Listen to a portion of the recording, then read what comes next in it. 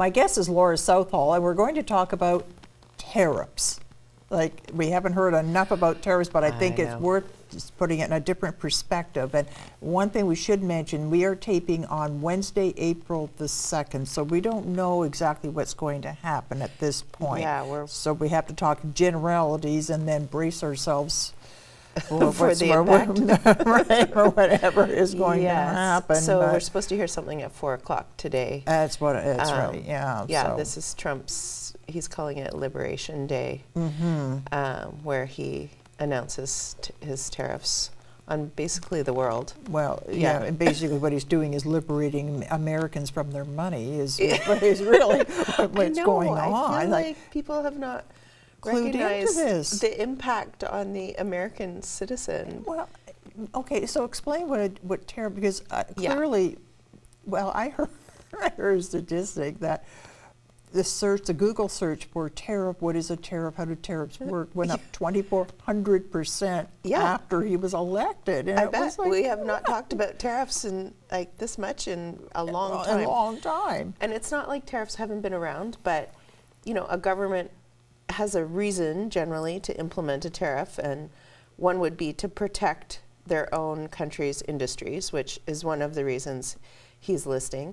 Another is to raise government dollars, which is one of the reasons he's listing, and then it's to sort of punish another country, which he's also listed that one. So what it actually is a tax on anything that is coming into their country from another country. So think of a toll booth at the US border, and a car from Canada comes over, and the toll booth guy says, okay, you owe us 25% on that car.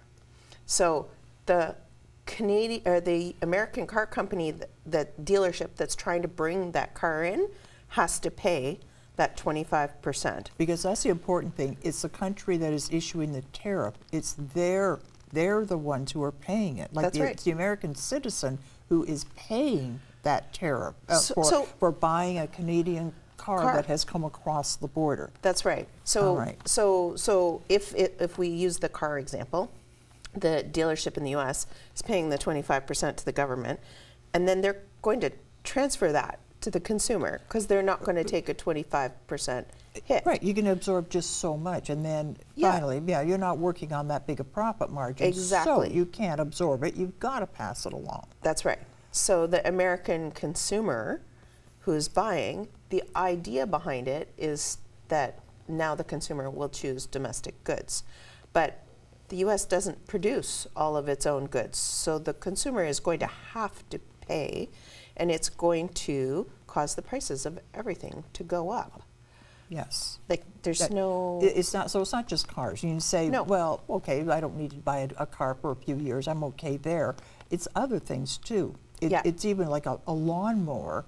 If you get your steel or aluminum from Canada, then the materials to make that lawnmower or an appliance, or think of anything that has steel aluminum in it, it is a lot of things. And now with today's announcement, we don't know, but it looks like it's going to be all goods coming into the US.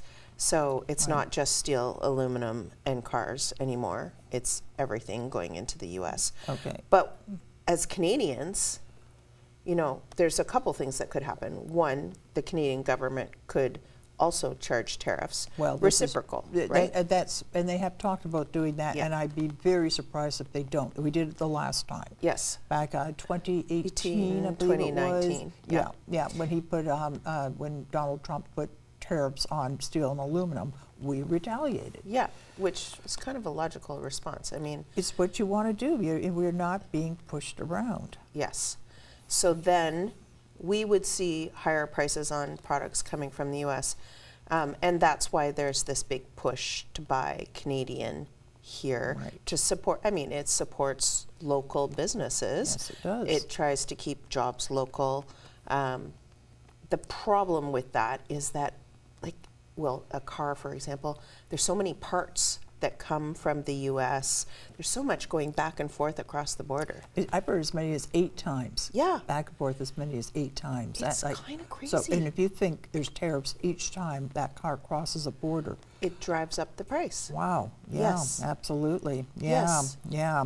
So we may be facing higher prices on some things, but as I understand it, the plan is, and this is what they did the last time, you can always get a substitute. So, Yes.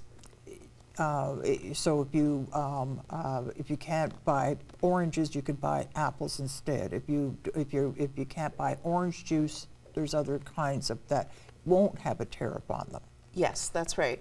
And if you see in the grocery stores now, they're putting little Canadian flags. They're also putting a T for tariff, meaning that the price is increased because of the tariff.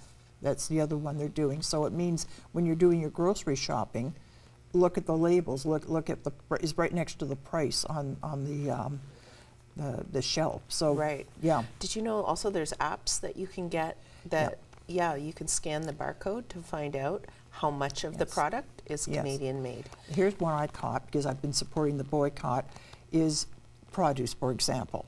So it says product of Mexico. And I say, well, okay, so if we can't produce these in broccoli in March in Canada, I can buy that. It's from Mexico. But then I looked carefully and it was, what was it? It was from the U.S., so it means that the raw materials, like the broccoli itself, comes from Mexico to the U.S., they package it, then ship it. And I thought, no, I don't think so. I'm not going to buy that. So I put it back. I know. It's interesting once you read through the details. It's right. But there's so many moving parts, right? Like we're this big, like it's global trade. And we're so, 80% of our exports go to the U.S. in Canada. Yes. So you're going to put a tariff on 80% of our exports. And look what we import. Look at all the goods we buy that are made in the U.S. Yeah. So it's a double whammy. So what are you telling your clients? What do we do? Well, I mean, we shop in Canada for sure, and we try and keep our dollars local. But really, we have to expect that prices are going to go up. There's going to be a translation to the consumer, definitely the American consumer, but also the Canadian consumer, that could cause inflation to keep going up. And instead of, we were sort of expecting rates to go down this year, and that might not happen. So Canadian consumers are already pretty strapped. We have a lot of debt, and we have high interest rates, or higher interest rates than we are used to. And I think everybody was looking forward to the rates going down this year, and that might not happen. If inflation is pushed up, the government won't have a choice. Like they'll need to keep the interest rates high instead of bringing it down. Right. I mean, when you look at the auto sector, we're going to have, jobs, there's going to be unemployment in that area. I can't imagine like what's going on in Windsor today. Right? I can't, and Hamilton's another one that is really nervous. We are very lucky here in Kingston that it's we're almost recession proof because there's so many government jobs. I know, we're sort of insulated. We are lucky, but we can't help but feel for our fellow Canadians out there, and just wish this would all end somehow. But and we can't predict.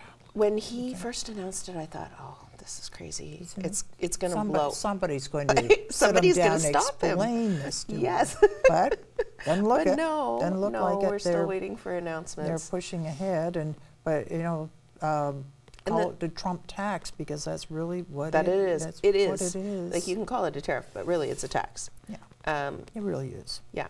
And the stock market, we had a really good run last year, and still at the beginning of 2025, everything seemed good, and now we're seeing the volatility because the stock market just does not like uncertainty at all. It's the volatility is there, and really for people who are nervous about the stock market, I would encourage them to actually check their own holdings because I have lots of clients that are nervous. When we actually look, they're not even down. but it's because you're listening to so much negative news that you translate it. Right. And it's hard to avoid the negative news with everything that's going on. But that stock market volatility is going to continue until something is... It always has. Yeah. It always has. So I guess we're all in this together. Yes. And elbows up. Elbows up. Thanks so much for coming in today. Oh, you're welcome. Always a pleasure.